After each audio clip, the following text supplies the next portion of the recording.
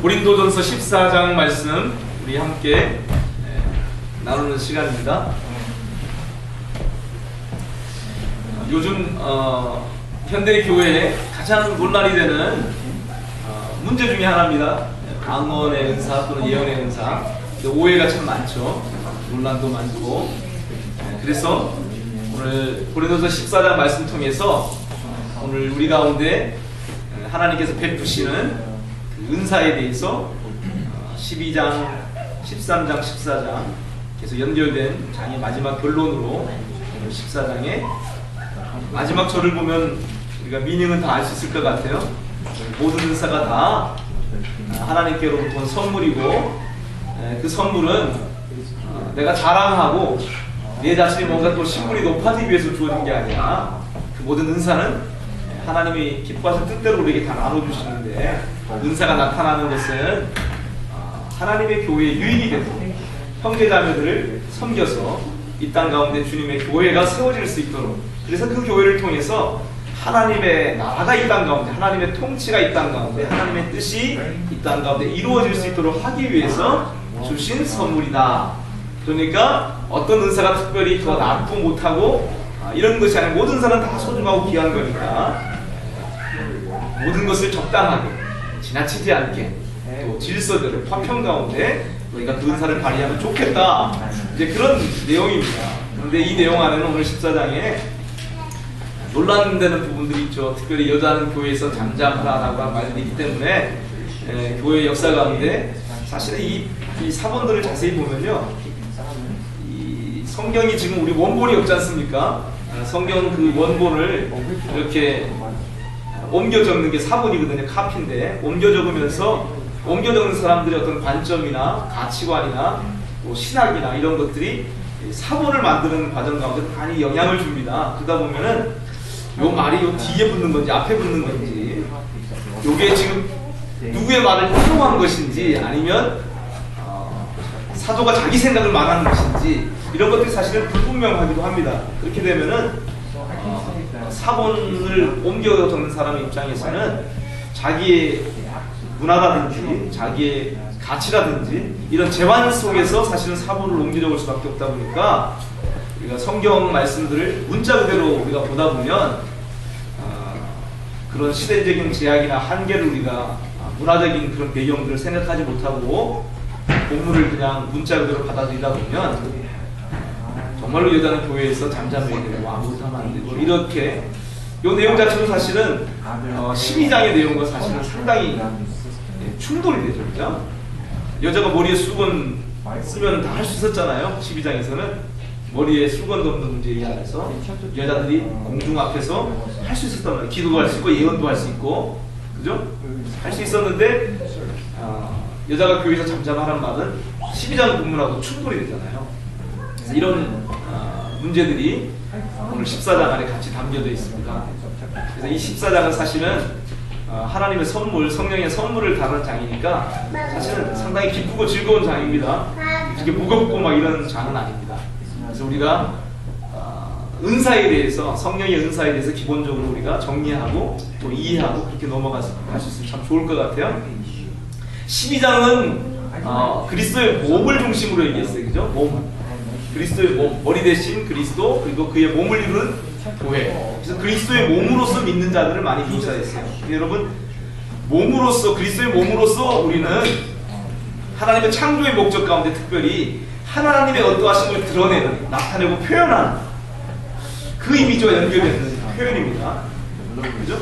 하나님이 우리를 창조하실 때 하나님의 형상을 따라 만드셨잖아요. 그리스도를 따라서 우리를 만드셨잖아요. 그 얘기 뭐냐면 하나님의 모든 풍성하심을 그리스도가 그대로 다 담고 나타내신 분인데, 교회를 이룬 우리도 그리스도의 몸이 되어서 머리 대신 그리스도가 상속받고 누리고 있는 모든 그 아름다움과 풍성함과 부유함들, 하나님의 지혜와 하나님의 모든 좋으신 것들을 이 교회가 나타내고 표현하는 그런 부르심과 연결된 이미지가 바로 그리스도의 몸이라고 하는 믿는 자에 대한 정의였어요. 그래서 우리는 다 그리스도의 몸이고, 그리고 그 몸을 이루는 각 지체의 부분이라고, 아주 중요한 진리죠. 그 진리를 나눠줬습니다. 그러나 12장에도 또 그리스도의 몸인 우리 믿는 사람들을 교회라고 또 표현하기도 합니다. 근데 특별히 14장은 몸의 관점보다는 교회라고 하는 관점에서 지금 얘기하고 있는 거예요. 교회는 특별히 하나님의 통치가 이 땅 가운데 이루어지는 것과 관련된 중요한 이미지입니다. 교회. 이 세상 가운데서 부르심 받아서 나온 무리들. 그게 에클레시아 교회잖아요. 이 교회는 하나님께서 이 땅을 창조하실 때 하나님의 나라를 세우기를 원하셨잖아요. 하나님의 나라를. 그래서 구약의 이야기가 뭐냐면 결국은 가나안 땅에 하나님의 집을 세우고 하나님의 나라를 세워서 열방을 구원함으로 이 땅 가운데 궁극적으로 하나님의 통치를 가져오는 것이 하나님의 구속의 목적이었어요. 그래서 그 하나님의 구속의 목적을 이루는 데 있어서 그러니까 예수님이 이 땅에 사람이 되시고 십자가에 죽으신 것은 단지 우리 죄를 용서해 주시기 위해서가 아니라는 얘기를 하는 겁니다. 교회 얘기는. 예수님이 우리를 위해서 이 땅에 십자가에 죽으신 것은 우리의 죄 문제를 해결하고 우리를 구속하실 뿐만 아니라 이 구속에 중요한 목적이 있는데 그 목적은 바로 뭐냐면 하나님의 통치를 이 땅 가운데 세우시는 거예요. 하나님의 왕국을 세우시는 거예요. 그 하나님의 왕국을 세우시는데 중요한 이 세상 가운데 중요한 하나님의 갈망과 소원과 목적이 어디 있냐면 바로 교회에게 있다고 얘기하는 거죠. 예수님 십자가에 죽으신 이유는 교회를 얻으시기 위해서, 그분의 신분을 얻으시기 위해서, 그분의 권위가 집행되는 이 교회를 얻으신 것을 통해서 이 교회를 통해서 열방 가운데 하나님의 공의의 심판을 펼치시고 결국에는 이 땅 가운데 하나님의 통치가 이루어지도록 하시는 거거든요. 그러니까 하나님의 교회에 그랬을 때 이 교회의 이미지는 하나님의 왕국이 이 땅 가운데 이루어지려면, 하나님의 통치가 집행되려면 반드시 이 땅 가운데 하나님의 권위가 집행될 수 있는 기관이 필요해요. 하나님의 권위가 그대로 통행될 수 있는 하나님의 가정이 필요해요. 그게 바로 교회라고 얘기되고 있는 거죠. 이 교회 가운데서 하나님의 권위가 통행되면서 이 교회 가운데서 13장에 얘기한 대로 사랑의 원리 가운데서 가장 높은 원리로 가장 좋은 것으로 사랑을 얘기했잖아요.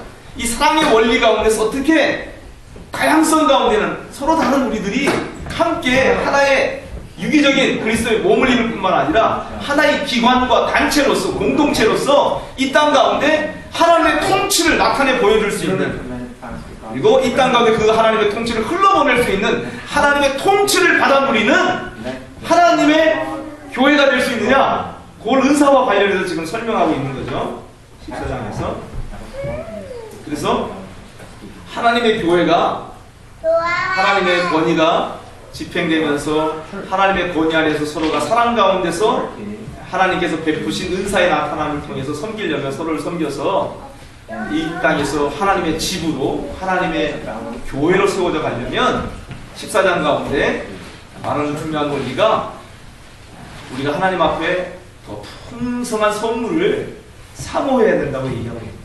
풍성한 은사를, 은사라고 하는 말은 기프트입니다. 기프트. 은혜로 주신 선물이라는 거예요. 은혜로 주셨다는 거예요. 기프트입니다. 기프트, 프레젠트. 근데 그 하나님 주신 선물인데 하나님이 주시죠.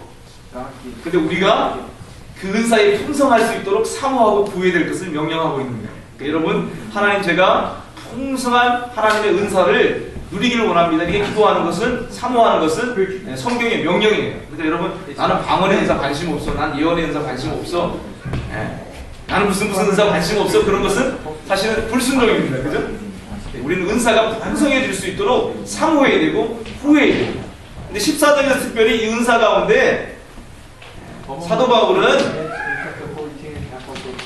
특별히 예언의 은사를 사모하라고 지금 권면하고 있는 거예요. 왜냐하면 하나님의 교회가 세워지는데 유익한 은사가 뭐냐, 그 관점에서 지금 얘기하는 거예요. 방언의 은사가 가치가 없다는 것이 아니라 이렇게 교회와 함께 모였을 때에 어떤 은사가 형제자매들을 더 믿음 안에서 자라게 해주고 격려받게 하고 위로받게 하고 함께 하나님의 가정으로, 하나님의 집으로, 하나의 공동체로 더 든든히 세워져 갈 수 있는데, 이 관점에서 봤을 때 예언의 은사가 더 유익하다. 그래서 이 예언의 은사가 너희들이 더 하나님 앞에 사모하면서 풍성하기를 구해야 될 더욱 큰 은사다, 이렇게 얘기하는 거예요. 더욱 큰 은사다. 어떤 은사가 더 낫고 못하고 이런 관점이라기보다는 이렇게 함께 모였을 때 모든 은사가 다 역할이 있고 목적이 있고 다 좋은 것이지만 교회 공동체가 이렇게 하나님의 목적들은 교회로 세워져 가는 그 목적 가운데서는 방언의 은사는 그것을 의미를 모르기 때문에 통역이 되지 않으면 공동체 가운데 덕을 못 끼치기 때문에 예언의 은사가 더 큰 은사다 얘기를 하는 겁니다. 방언의 은사를 같이 없다는 얘기를 하는 거 절대 아닙니다. 오늘 교회 가운데 방언에 대해서 많은 오해들이 있죠, 그죠? 실제로 우리가 여기 모인 사람들 가운데도 방언에 관심 없는 사람도 있을 것이고 또 방언을 너무 좋아해서 방언을 한 1시간, 2시간, 3시간 기도한 사람도 있을지 모르겠어요. 여기 사실은 현대교회에 많은 문제들이 사실 은사와 관련해서 일어난 이유가 되기도 하기 때문에 오늘 그런 실제적인 문제들을 같이 한번 터치하고 얘기했으면 좋겠습니다. 첫 번째는 여러분, 은사. 하나님이 주시는 것이니까 우리가 받는 거라는 표현을 할 수가 있습니다. 그런데 여러분, 좀 생각을 교정할 필요가 한 가지 있습니다. 뭐냐면 은사를 받는 유일한 조건은 믿음이거든요. 예수님을 주님으로 영접하고 믿으면 은사를 받을 수 있는 조건을 다 갖추고 있는 거예요. 다르게 얘기하면 우리가 예수님을 내 삶 속에 회개하고 주님으로 모셔드리잖아요. 그럼 우리에게 예수님의 이름 아래 주시고 약속하신 성령님이 우리 가운데 임하십니다. 아멘. 여러분 성령님 모시고 사시죠? 잊어버릴 때가 많아서 그렇지 성령님 다 모시고 사시죠? 자, 이 성령님이 지금 우리 안에 들어와 있어요. 네? 예수님이 하신 일이 뭐냐면 예수님이 부활하시고 나셔서 하신 일이 뭐냐면 믿는 자들을 성령 안으로 세례를 베푸신 거예요. 네? 그래서 교회는 지금 성령 안에 들어가 있어요. 성령 안에 있지 않으면 교회가 아니에요. 그냥 건물이지. 그냥 인간 누구지? 근데 성령 안에 성령의 다스림 안에 들어와 있으면 거기에 교회가 출현해요. 예수님이 하신 일이 바로 그거예요. 처음에 1세기 때 처음에 회개하고 예수님을 믿는 자들을 다 성령의 세례 가운데 넣으셨어요. 성령으로 세례를 베푸셔서 사도행전 2장에 보면 유대 믿는 자들 가운데 성령님이 임하셔서 믿는 자들이 다 성령 안에 잠겨지는 성령 세례를 받았어요. 아멘? 그리고 9장인가요? 10장인가요? 10장에 보면 이방인들을 대표하는 고넬료의 가정 가운데 복음이 증거될 때 사도행전 이전과 똑같이 성령 세례를 받는 사건이 일어났어요. 이 두 가지 사건이 성경에서 기록하고 유일한 성령 세례에 대한 표현입니다. 다른 표현들은 다 성령 세례 받는 것 같지만 다 뭐냐면 이미 성령 세례를 받은 그 그리스도의 몸의 사역자들이 사도나 이런 사람들이 가서 또는 믿는 형제자매들이 가서 안수함으로 말미암아 성령 세례 받은 그 똑같은 나타남이 나타나는 것이 기록되어 있는 거예요. 그러니까 성령 세례 사건은 성경 가운데 딱 두 번 언급되는 겁니다. 하나는 사도행전 2장, 하나는 사도행전 10장입니다. 다른 것은 다 동일한 성령 세례에 대한 체험을 하는 것을 묘사하고 있는 거예요. 자, 그렇게 보면 여러분, 우리가 예수님을 믿어서 내 삶 속에 성령님을 받게 될 때 그것은 동일하게 어떤 얘기냐면 이미 우리는 우리의 믿음을 공적으로 고백하는 그런 믿음의 과정들을 통해서 성령 세례를 받은 이미 성령의 통치 가운데 들어와 있는 그리스도의 교회 안으로 들어가게 되는 거예요. 그게 여러분 그러니까 워터 배티즘이라고 보통 물 세례를 우리가 받을 때 우리가 그 세례의 의미를 알고 믿음으로 그 물 세례에 참여하면 성령께서 우리를 어떻게 하냐면 성령이 하신 일입니다. 세례를 받을 때 우리를 예수 그리스도 그 주님을 믿는 우리들을 그리스도의 성령 세례 받은 몸 안으로 함께 집어넣으시는 거예요. 그래서 고린도서 12장 13절의 말씀이 그래서 어떤 말씀을 했습니까? 12장 13절에 우리가 다 한 성령으로 세례를 받아 이 표현 있죠? 우리가 다 한 성령으로 세례를 받아 유대인이나 헬라인이나 종이나 자유자나 다 한 성령 안에 세례를 받았다 이렇게 얘기하고 있는 겁니다. 그러니까 우리는 예수님을 영접하고 우리의 믿음을 공적으로 고백하는 세례 예식을 통해서, 세례 예전을 통해서, 성례전을 통해서 성령 안에 있는, 들어와 있는 그 교회의 멤버로, 지체로 가입을 하는 거죠. 그래서 성령 세례 받은 교회 안으로 우리가 들어가게 되는 거예요. 이 교회 안에 우리가 들어왔을 때 우리 안에 맨 처음에 예수님을 영접했을 때 우리 안에 성령이 임한 것처럼 매일매일 삶 속에서 그 성령님과 교제하는 것이 성령을 마시는 걸로 표현됐던 거죠. 12장 13절에서. 그러니까 여러분 보십시오. 우리 안에 성령님이 임하셨어요. 지금 믿는 자들 가운데. 그러니까 여러분 성령을 받으려고 기도하면은 논리적으로 안 맞는 겁니다. 무슨 의미로 성령 받기 원합니다. 이게 기도하는 건 제가 알아요. 그러나 성경적으로 봤을 때 성령 받기를 원합니다. 이것은 잘못된 표현입니다. 그러니까 성령 받기를 기도할 것이 아니라 이미 우리는 성령 받은 것을 인식하고 아셔야 돼요. 예수를 믿었을 때. 오순절 계통의 가르침과 좀 다를 수 있습니다. 지금 제가 설명하는 게. 오순절 계통에서는 구원받은 것과 달리 제2의 축복으로 성령 세례 받는 것을 많이 강조하고 방언도 많이 강조합니다. 그러나 저는 개혁 전통, 개혁교회 전통에서 공부를 했기 때문에 개혁교회 전통은 이렇게 설명하는 겁니다. 지금 제가 하는 것처럼. 그러니까 이미 우리는 예수님을 영접하고 교회의 지체가 됐을 때, 교회 멤버로 들어왔을 때에 성령 세례 받은 공동체 안에 들어왔고, 이제 문제는 뭐예요? 성령 세례를 체험을 해야 되는 거예요. 성령 세례를 받는 것과 언어의 표현은 좀 다른 겁니다. 장단점이 있겠지만 성령 세례를 체험할 필요가 있는 거예요. 네? 성령에 잠겨지는 체험을 할 필요가 있는 거예요. 네? 초대교회 성도들처럼. 그래서 우리 삶 가운데 계속 성령님을 환영하고 성령님을 기대하고 성령님을 높여드리고 성령님과 친근히 하고 사랑하는 것이 똑같이 필요해요. 그러나 기억할 것은 이미 우리 가운데 성령이 임하셨다는 거죠. 내 삶 속에 있는 성령을 함께 하시고 계시다는 거죠. 그러니까 이 성령님이 우리 가운데 나타나는 것, 그것을 고린도서 12장에서는 성령의 은사 또는 직분 그리고 하나님의 역사하심으로 표현했던 거예요. 다양한 세 가지 표현으로 표현했는데 이게 다 뭐냐면 우리 삶 가운데 함께 하시는 생명의 성령이 나타나는 것, 매니페스테이션이라고 하죠. 나타나는 것으로 고린도서 12장에서 표현했던 거예요. 7절에서. 그러니까 우리가 이 땅에서 성령님과 친밀함 가운데서 성령을 호흡하면서 믿음으로 살아가는 그 삶, 그것이 꼭 영적인 우리가 생각하는 방언이나 통변 이런 은사가 아니더라도 우리가 이웃 누구에게 친절을 베풀고 사랑을 베푸는 것을 다 포함해서 그것이 다 뭐냐면 성령의 나타남으로 묘사됐던 거예요.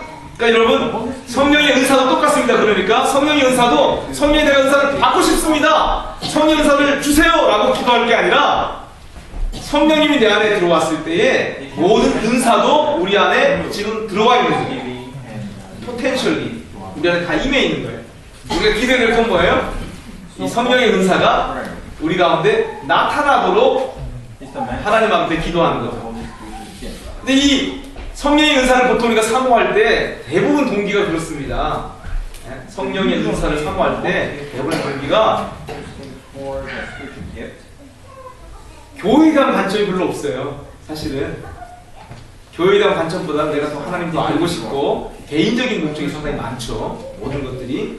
근데 은사는 사실은 기본적으로 모든 은사는 교회 안에 성령께서 주시는 그런 은사들은, 나타나는 은사들은 교회의 덕을 세우기 위해서, 교회를 하나님의 집으로 세워가기 위해서 성령님께서 그 기뻐하신 뜻대로 우리에게 나눠주시는, 그래서 나타나게 되는 선물들이에요. 그래서 여러분 은사에 대해서는 여러분 이미 성령님이 내 안에 계시기 때문에 모든 하나님의 기뻐하신 뜻대로 나에게 나타나게 하실 은사들이 이미 우리 가운데 성령님과 함께 주어졌다는 것을 여러분 믿으셔야 돼요. 그게 유일한 조건입니다. 믿는 것이. 믿고 우리가 형제자매를 사랑하는 삶 가운데, 교회 공동체를 세우는 삶 가운데 헌신하면 성령님께서 기뻐하신 뜻대로 나타나게 하세요. 은사는. 네? 근데 오늘날 교회 안에 특별히 방언의 은사가 가장 논란이 되고 있습니다. 특별히 요즘 이제 노호 목사님이 평생 성경을 연구하신 분인데 이분이 한국교회를 향해서 모든 방언 99% 아니 100% 모든 방언은 다 거짓 방언이고 귀신이 주는 방언이다. 이걸 지금 얘기하고 계세요. 그래서 한국교회 지금 한 몇 개월 됐습니다. 지금 여러분 관심 있는 분들은 알 텐데 논란이 되고 있습니다. 중요한 거는 성경이 중요한 거죠. 뭐 그분 얘기가 좀 성경을 평생 연구했다는 건 뭐 그게 중요한 게 아니고 그분의 임상적인 경험도 사실은 중요한 게 아닙니다. 사실 성경에서 뭐라고 말하는지 성경 분명히 방언의 은사를 말씀하고 있습니다. 오랫동안 교회가 이 방언의 은사에 대해서 초대교회 때만 성경이 기록되기 전에 많이 쓰던 것이고 끝난 걸로 우리가 그렇게 가르쳐 왔거든요.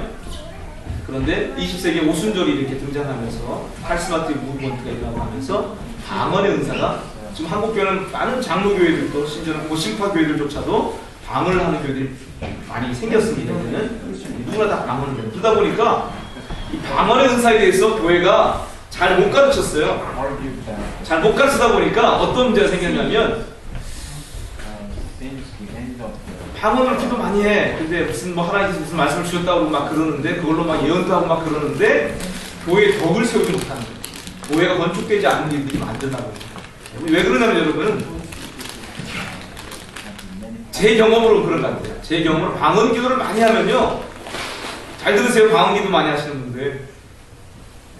방언 기도 특별히 오순절 계통이 잘하시는 분들은 방언 기도를 열심히 하실 텐데 더 깊은 기도 생활로 방언 기도를 많이 하실 텐데 방언은 사실은 우리가 하나님 앞에 더 깊은 기도 생활을 할 수 있고 하나님을 더 사모할 수 있도록 좋은 구원 얻은 사람들이 성도에게 나타난 중요한 선물입니다.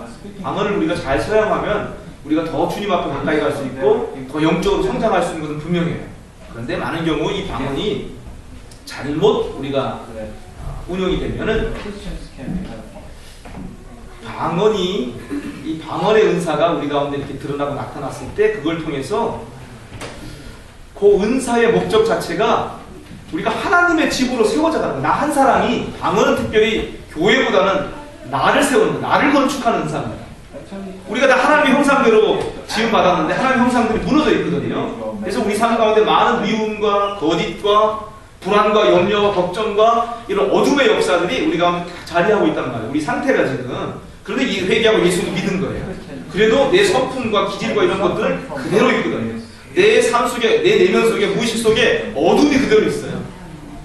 근데 방언의 은사를 받게 되면은 내 무의식 속에 있는 이런 것들을 청소하는 작업이에요. 사실은 내가 하나님의 형상을 회복하는 거룩한 집으로 세워지는 그 은사이기 때문에 방언으로 기도를 많이 하면 어떤 일이 일어나냐면요. 그래서 방언으로만 기도하면 건강하지 않는 거예요. 방언으로 기도를 계속 하다 보면 어떤 역사가 나타나냐면 내 속에 있는 것들이 막 드러납니다. 어둠이 막 나와요. 그래서 방언 기도를 많이 하다 보면 상당히 과격해집니다. 사람이. 잘 보세요 여러분. 방언 기도 많이 한 사람이 아주 과감하고 그건 이거야! 딱 하고 단호하고 이 모습들이 왜냐하면 방언 기도를 많이 하면 내 속에 있는 어둠들이 계속 올라옵니다. 나가는 거죠 이게. 하나님이 내 안에 거하셔야 되니까 하나님의 집이 세워져야 되니까 방언 기도를 하면 할수록 어떤 역사가 나타나면 내 안에 있는 어둠과 내 안에 좋지 않은 것들이 계속 올라와서 이제 처리되는 과정이죠. 그러니까 이 과정 가운데 어떤 것들이 있냐면요. 이 과정 가운데 우리가 계속 이 방언의 은사를 나타나게 하시는 하나님의 의도와 동기를 쫓아서 주님을 관심하고 주님을 더 사랑하는 것에 초점이 있지 않으면 그냥 이 방언 자체를 즐길 수 있어요. 그게 중독 증상으로 가는 겁니다. 방언에 대한 중독 증상으로 갑니다. 뭘 하면 다 방언으로 다 하는 거예요. 방언을 하다 보니까 생각보다는 마음으로 기도해야 돼요. 생각으로 기도해야 되는데 생각으로 기도하지 않고 방언으로만 기도를 자꾸 하는 거죠. 물론 영의 기도가 방언 기도만이 아닙니다. 영으로 기도하는 것이 방언으로 기도하는 게 모든 거 다 영의 기도다? 저는 그렇게 생각하진 않아요. 모든 기도는 사실 우리 영에서부터 시작이 되기 때문에 내가 생각을 사용하더라도 깊은 속에서부터 성령의 이끄심을 쫓아서 성령이 주시는 감동을 쫓아서 기도하면 다 그 영의 기도죠. 꼭 방언으로 막 표현해야지 영의 기도는 아니에요. 근데 그 방언 기도를 우리가 계속 내가 알아듣지 못하는 생각을 사용하지 않고 계속 하잖아요. 하면은 그렇게 기도할 때 내 안에 있는 성령님께서 탄식하시면서 도와주시죠. 내 문제를 처리하도록 도와주세요. 그래서 방언 기도의 많은 내용을 여러분 자세히 보시면 통변을 해보면 회개 기도가 제일 많습니다. 방언 기도의 대부분 내용은 다 회개입니다. 대부분 대다수가 다 뭐냐면 내 속에 하나님의 집을 건축해야 되기 때문에, 나를 건축하는 은사이기 때문에 내 안에 있는 하나님의 집으로 세워지는데 좋지 않은 것들을 다 성령님께서 회개 기도하게 하셔서 정결하게 하시는 은사이기 때문에 그렇습니다. 그러다 보니까 우리가 그 과정 가운데 계속 주님을 목표 삼고 주님을 더 사랑하고 주님처럼 내가 더 낮아지고 겸손해지고 온유해지고 주님을 닮아가는 것을 동기 삼지 않으면 방언의 은사를 계속 사용하는 걸 통해서 오히려 어떤 부작용이 생기냐면 교만해지기 쉽습니다. 나는 주님과 통하는 것 같거든 맨날. 네? 나는 뭔가 감동이 있고 누굴 보면 뭐가 보이거든요. 감동이 딱 오거든요. 여러분, 이 은사를 통해서 우리가 더 주님 자신을 목표 삼지 않고 초점을 두지 않으면 우리의 성품은 절대로 주님 닮은 모습으로 바뀌지 않습니다. 은사로 어떤 예언도 하고 능력도 발휘할지 모르지만 오히려 이 은사 때문에 오히려 덕을 세우지 못하고 다른 사람들을 찌르고 상처를 내고 교회 가운데 다툼과 분열이 생기게 하고 갈등이 생기게 만드는 많은 요소들이 이 방언의 은사에서 나옵니다. 사실. 근데 방언의 은사는 좋은 겁니다. 절대로 나쁜 게 아닙니다. 오해하시면 안 됩니다. 방언의 은사는 좋은 겁니다. 그 과정 가운데 이런 것들이 막 드러나서 우리가 그걸 분별해야 되는데 분별하지 못하면 실제로 그래요. 방언기도 많이 하면요 자녀들 대할 때 과격해져요. 실제로. 그러나 내가 주님을 계속 생각하면서 또 생각으로도 기도하고 물론 영혼까지 출발했어요. 방언으로 기도하고 이렇게 하면 좀 조화가 되는 거죠. 그래서 영적으로도 계속 내가 신령한 것을 사모하는 마음도 가지면서도 성품도 계속 주님 닮아가는 부분에 목적을 가지고 밸런스를 갈 수가 있어요. 그러니까 방언의 은사를 못 받으신 분들은 두려워하지 마시고 방언의 은사를 하나님 앞에 하나님 성령 내 안에 이미 계시니까 방언의 은사도 이미 입에 있으니까 이 방언이 내가 믿음으로 주님 앞에 내 혀를 드릴 때 이 방언의 은사가 제 삶 가운데 나타나게 해주세요 라고 여러분 주님 앞에 사모하십시오. 그럼 여러분이 더 구원의 확신을 가지고 주님 앞에 주님을 더 사랑하는 좋은 계기가 될 수 있어요. 방언을 체험하시면. 그 방언은 보세요. 5절 말씀에 바울 사도가 뭐라 그래요? 나는 너희가 다 뭐 하길 원한다 그래요? 방언하길 원한다 그러잖아요. 그러니까 요 주의점만 여러분 잘 이해하시고 하나님 앞에 나가시면 방언은 절대로 나쁜 게 아닙니다. 좋은 거고. 그러니까 지금 한국의 노 목사님이 얘기하는 그런 내용들이 오히려 그분은 또 소명이 있으니까 그렇게 하겠죠, 그죠? 부르심의 사명이 있으니까 자기가 임상적으로 보니까 방언이 대부분 다 귀신 방언이더라. 귀신 방언이라는 게 있긴 있을 거예요. 있긴 있을 건데 성경에서 말하는 방언은 귀신 방언 얘기하는 게 아니고 성령님의 나타남으로서의 방언이거든요. 이거 분명히 있고요. 이것들 우리가 사모하고 그래서 방언이 우리 삶 가운데 풀어지는 것이 많아질수록 우리가 주님 앞에 건강한 겁니다. 그러니까 주의할 것들이 분명히 있긴 있어요. 그래서 그런 것들을 잘 지켜주지 못했을 때 우리가 방언의 은사를 오용하다 보면 방언 자체를 그냥 기도 시간 채우는 걸로 내가 만족하는 거죠. 방언은 몇 시간, 30분, 1시간 방언도 할 수 있거든요. 그걸로 우리가 주님 앞에 회개하고 주님 앞에 내가 말씀을 연구하고 공부하고 주님의 뜻을 알아가는 것과 같이 돼야 되는데 그런 쪽만 좋아하는 거죠. 그렇게 되면 균형을 잃어버리기 때문에 어려운 일이 생기고 또 다른 사람에게 덕을 끼치지 못하는 경우가 많이 있습니다.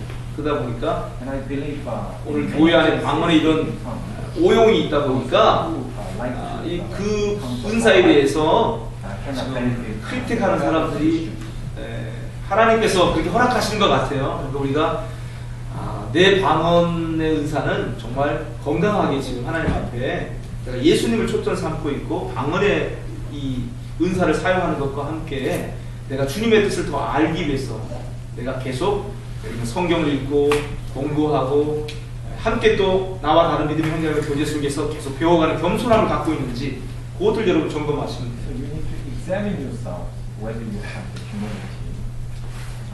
고린도 교회 가운데는 이 방언의 은사와 관련해서 방언의 은사는 믿지 않는 사람들에게 표적이 되는 거다.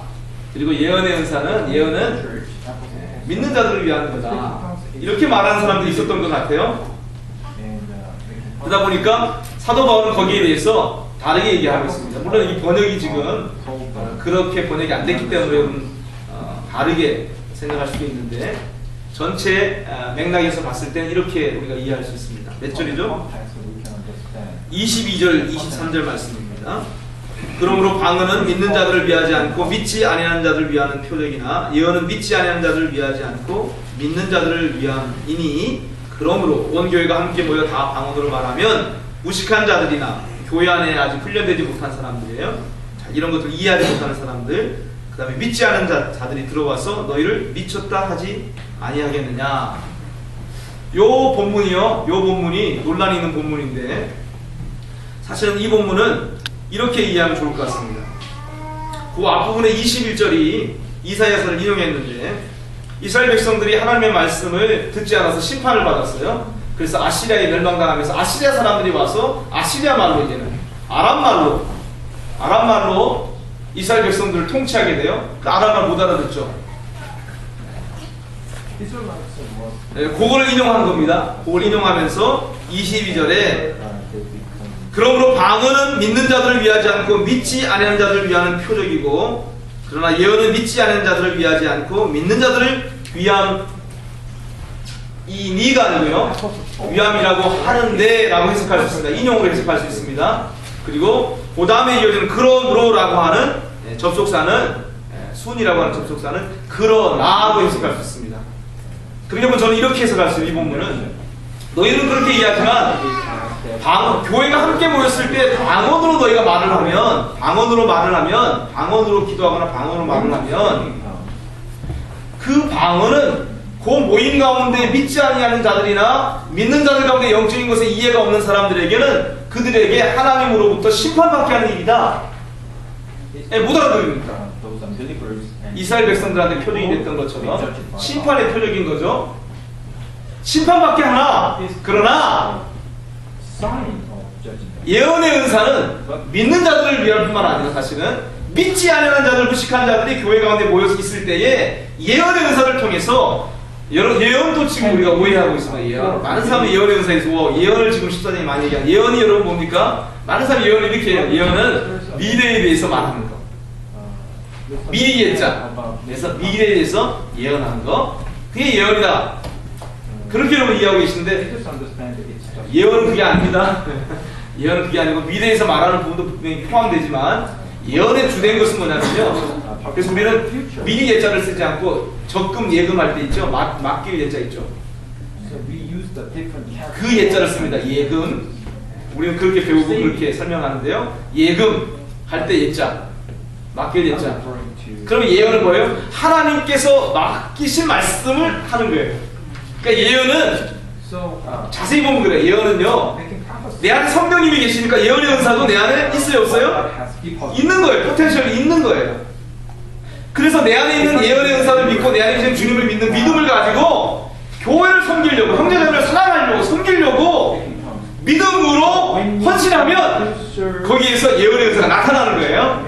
그 예언의 은사는 뭐냐면 내 안에 계신 성령님의 감동을 쫓아서 믿음으로 형제자매들을 격려하고 위로하고 주님 안에서 믿음이 성장하도록 해주는 은사예요.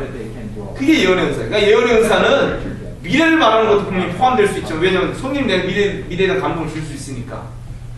그러나 대다수는 뭐냐면 지금 내 마음속에 하나님 어떤 생각을 갖고 계시는지 형제 자매에 대해서 그런 감동을 주시는 거예요.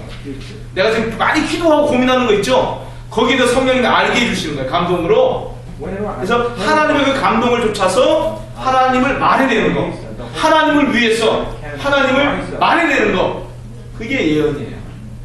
네? 그러니까 이 예언의 은사는 사실은 믿는 자들에게만 필요한 게 아니고 믿지 아니하는 자들에게도 하나님이 하신 말씀 있겠어요, 없겠어요? 많죠. 그러니까 이렇게 함께 교회가 모였을 때 믿지 않은 자들 가운데 특별히 예언의 은사는 그들로 하여금 그들의 마음에 숨은 것을 드러내고 그들의 마음에 혼자 생각하고 있었던 것들 있잖아요. 그런 것들을 드러내고 해서 놀란다는 거예요, 이 사람들이. They get surprised. 야, 정말 내 속에 나만 아는 것을 너희는 너가 어떻게 하냐? How do you know? 하면서 너희 중에 정말 하나님이 계시는구나 하고 엎드려서 회개하고 돌아와서 하나님 앞에 경배하게 될 것이다. 그러니까 예언의 은사는 믿는 자들을 위한 것일 뿐만 아니라 사실은 믿지 아니하는 자들로 하여금 회개하게 하고 하나님 앞에 돌아와서 경배하게 하고 그 하나님을 세상 가운데 전파하게 하는 유용한 은사다. 네, 그렇게 우리가 이해하면 좋을 거예요. 이 부분은요. 그러니까 여러분 중요한 문제는 뭐냐면 이런 은사들에 대해서 교회가 함께 모였을 때의 문제예요. 함께 모였을 때 이렇게 함께 모였을 때에 방언은 개인적으로 자기를 세우는 거기 때문에 하나님 앞에 하나님 형상을 회복하기 위한 은사이기 때문에 우리가 혼자 주님 앞에 기도할 때 유용하잖아요. 근데 당시의 고린도 교회에서 이런 거죠. 이렇게 이런 공중 모임의 장소에서도 방언의 은사가 이제 있는 사람들은 공중에서 마이크 켜고 방언을 얘기하는 거죠. 네? 그럼 이쪽에 또 방언을 얘기하고 이런 집회 모임 가운데서 예배 가운데서 막 방언을 얘기하는 거죠. 그러니까 못 알아듣는 사람이 더 많겠죠. 일반적으로 다 못 알아듣죠. 그러니까 이런 자리에서는 방언을 하려면 방언의 은사를 사용하려면 반드시 통변하는 자가 있어야 된다는 얘기를 하는 거예요.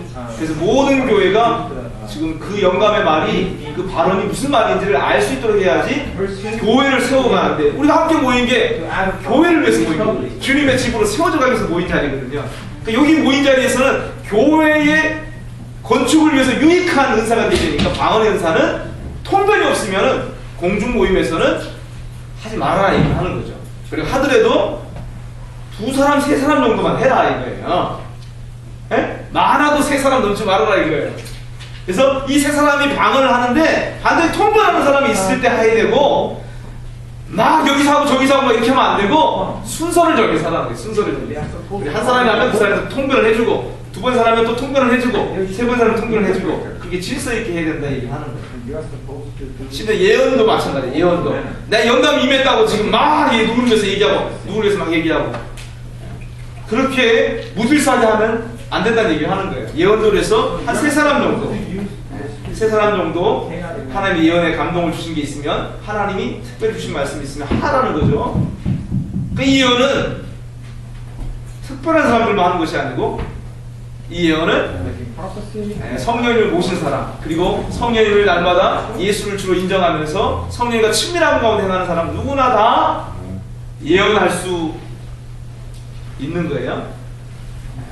우리 가운데 그런 예언에 대해서 관념이 미래를 얘기한다고 생각하니까 여러분 자꾸 어려운 거예요. 이런 모임 가운데서 하나님 좀 감동을 줘서 우리가 사실은 쉐어링 하잖아요. 말씀 묵상하고 쉐어링 하잖아요. 그걸 믿음으로 하나님을 위해서 말하면 그게 다 예언이에요. 다 예언이에요. 여기에서 말하는. 근데 그걸 질서 있게 하라는 거죠. 고린도 교회는 열광주의자들이 있었기 때문에 특별히 여성들 가운데 이런 방언이나 예언 은사를 받은 많은 사람이 있었기 때문에 그 사람들이 공중 앞에 서서 방언하고 또 예언하고 하다 보니까 교회가 무질서한 문제가 생겼던 거죠. 그러니까 사람들 가운데 여자들은 복종해야지 공중 앞에 나가서 그렇게 말하면 안 된다라고 말하는 사람들이 있었던 것 같아요. 네? 그 무질서를 일으키니까 문제를 일으키니까 여자들이 그래서 오늘 교회 가운데 많이 논란이 된 그 말씀이 34절부터 나오죠. 우리 영어 번역에서는 모든 성도의 교회에서라고 하는 말은 앞부분으로 가 있습니다. 아이들한테 아이들 NLT 성경에는 그러니까 하나님은 어지러움의 하나님이 아니시오 오직 화평의 하나님이시니라. 요것과 연결된 어구가 모든 성도의 교회에서 함과 같이 이게 연결되는 겁니다. 이렇게 4번에 따라 다르지만 요건 빼고 이제 얘기해야 돼요. 그거 빼고 34절에 여자는 교회에서 잠잠하라. 여기서부터요. 저희의 말하는 것을 허락함이 없나니 율법에 이른 것 같이 오직 복종할 것이요 만일 무엇을 배우려거든 집에서 자기 남편에게 물을 지니 여자가 교회에서 말하는 것은 부끄러운 것이다. 이렇게 말하는데, 이렇게 말하는 사람이 너희 중에 있는데 이렇게 표현하는 겁니다. 지금 이게 바울의 말이 아닙니다. 이게 그렇게 얘기하는 사람이 있다는 거예요. 그렇게 말하는데 그 다음 보십시오. 그래서 36절에 번역되지 않는 접속사가 하나 있습니다. 그러나 라고 하는 접속사가 들어가 있습니다. 해라고 하는 접속사가 하나 있는데요. 그걸 통해 36절에 이렇게 얘기합니다. 그러나 하나님의 말씀이 너희에게로부터 난 것이냐 또는 너희에게만 임한 것이냐 이렇게 얘기합니다. 그러니까 이 얘기는 뭐냐면 오랫동안 교회 안에서 지금 가부장적 사회의 모랄과 그런 분위기 속에서 사본이 계속 이렇게 번역되고 또 해석되는 과정 가운데서 교회에서는 계속 여성들을 이렇게 누르는 근거 본문이 그게 바로 이 본문입니다. 근데 이 본문의 의미는 바울이 이렇게 얘기했다기보다는 고린도 교회에 그런 혼잡함, 구질서가 생겼기 때문에 그런 반론을 제기하고 여자들은 교회에서 잠잠해야 된다, 복종해야 된다, 남편에게 가르침을 받고 공중 앞에서 말하는 건 부끄러운 거다, 이렇게 말하는 사람들이 있었다는 얘기를 하는 거예요. 그렇게 말하는데 그러나 하나님의 말씀이 너희에게로부터 난 것이냐? 하나님의 말씀이 누구로부터 났어요? 하나님께로부터 오는 거죠. 그죠? 그리고 너희에게만 하나님의 말씀이 임하냐? 아니라는 거예요. 하나님의 말씀이 누구에게 임해요? 하나님의 말씀은 누구에게 임해요? 하나님을 경외하고 사랑하고 하나님의 성령을 받은 모든 사람에게 하나님의 말씀이 임하죠. 포텐셜이 가능성이 다 있죠. 그죠? 그러니까 여러분 이 본문과 관련해서 우리가 오해를 좀 교정받았으면 좋겠습니다. 그것은 사도행전에서 하나님의 성령이 회개하고 예수를 따르는 믿는 자들 가운데 임했을 때에 요엘의 예언이 1차적으로 성취가 됐어요. 그죠?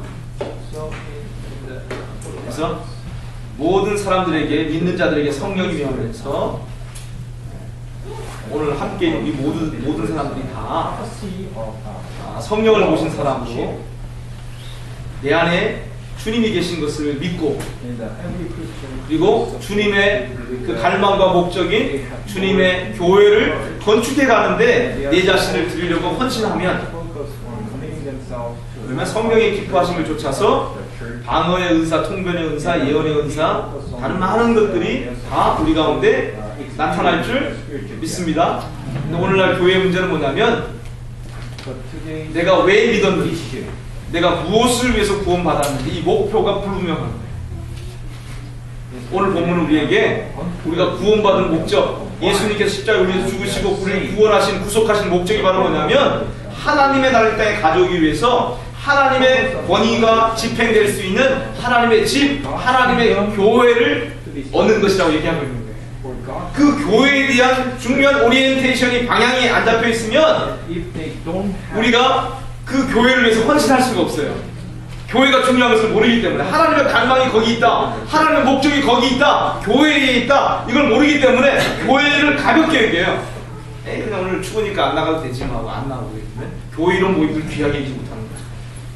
이게 건축되는 모임들이니까, 이런 모임들이. 그렇게 되면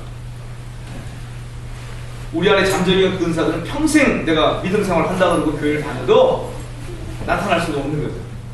이 은사는 반드시 그래서 믿음과 함께 주님의 목적인 그 교회를 세우기 위해서 내 자신을 교회에 드릴 때에, 내 자신을 헌신할 때에, 주님 기뻐하시는 데 드릴 때에 나타나는 은사인데요. 여러분, 은사가 풍성하길 원하시는 것은 우리 동기가 뭐가 되냐면 교회를 위한 것이에요. 내가 신령한 사람이 되는 거 아니라는 거예요. 오히려 그 신령한 사람이 된 것 같잖아요. 그러면 아무것도 모르는 사람이에요. 사실 거기에 머문 사람.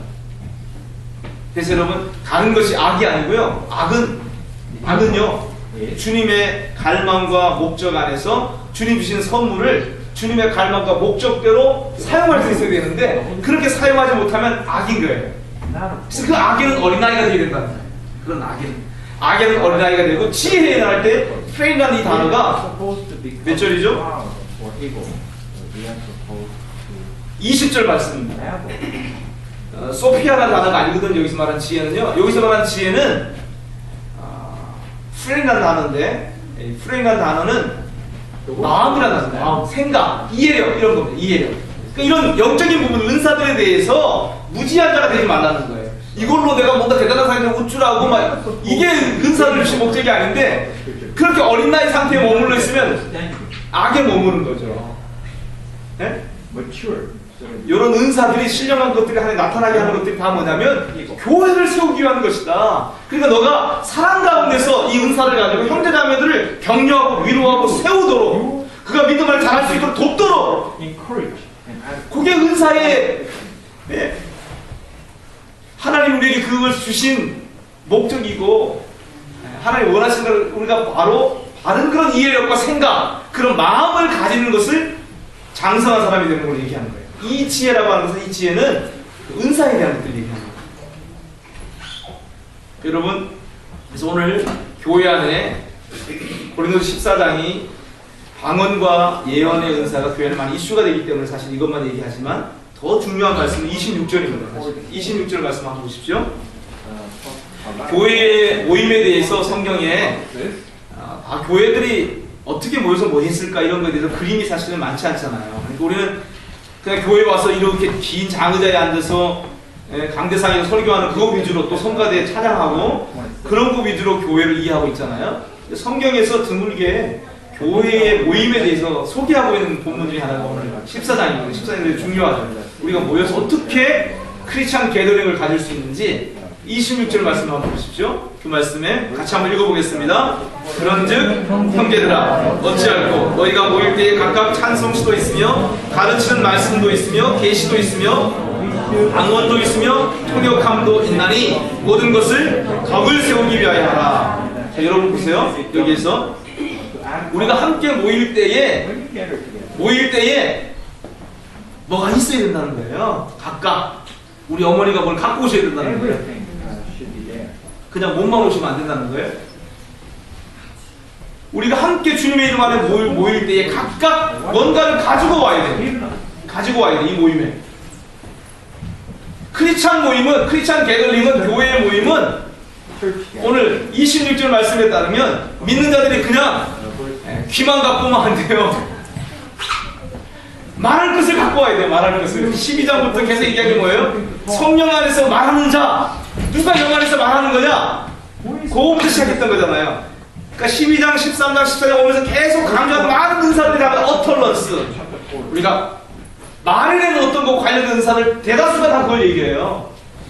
여기서 말하는 지혜나 계시나 가르치는 말씀이나 방언이나 통변 다 말로 하는 거예요. 말로 우리가 말할 것을 가지고 와야 된다는 거예요. 함께 모일 때에 여기 모일 때에 함께 그럼 여러분 보세요. 교회가 함께 모였는데 오늘날 우리가 주님 앞에 주 이름으로 모였을 때에 하나님의 강력하신 인재를 경험하고 회개하고 변화받고 온전케 되는 그런 예배를 경험하려면 일주일 잘 사셔야 되는 거죠. You have to live well. 우리가 그게 지금 안 되네.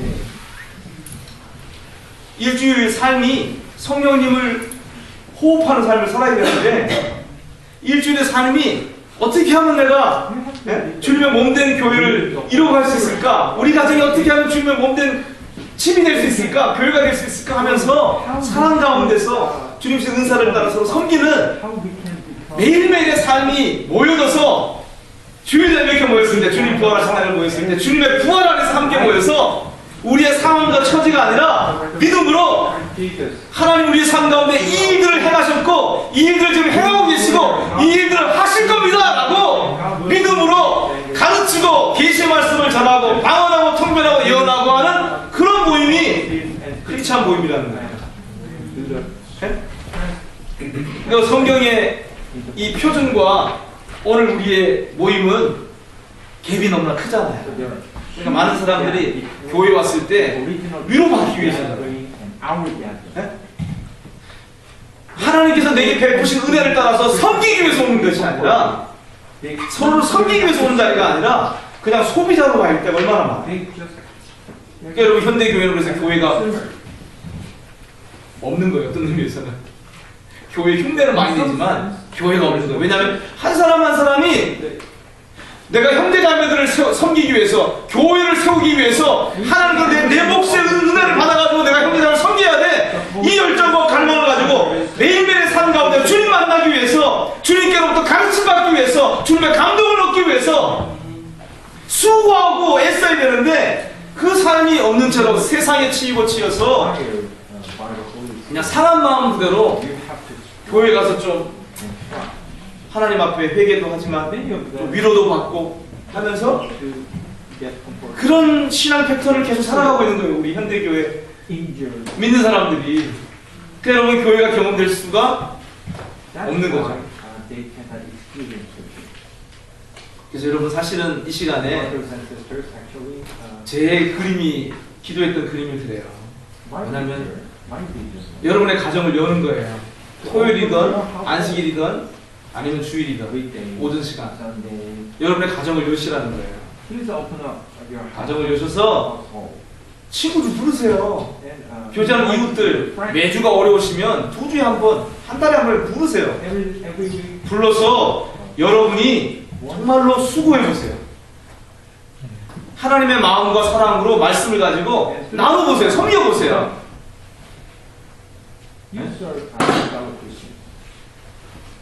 그렇게 하면 여러분 이렇게 이 모임으로 함께 왔을 때에 여러분 일방적으로 제가 말하고 여러분 듣는 것에 여러분 좀 마음에 나도 좀 나누고 싶은데, 나도 이거 좀 나누고 싶은데 이런 것들이 있어요.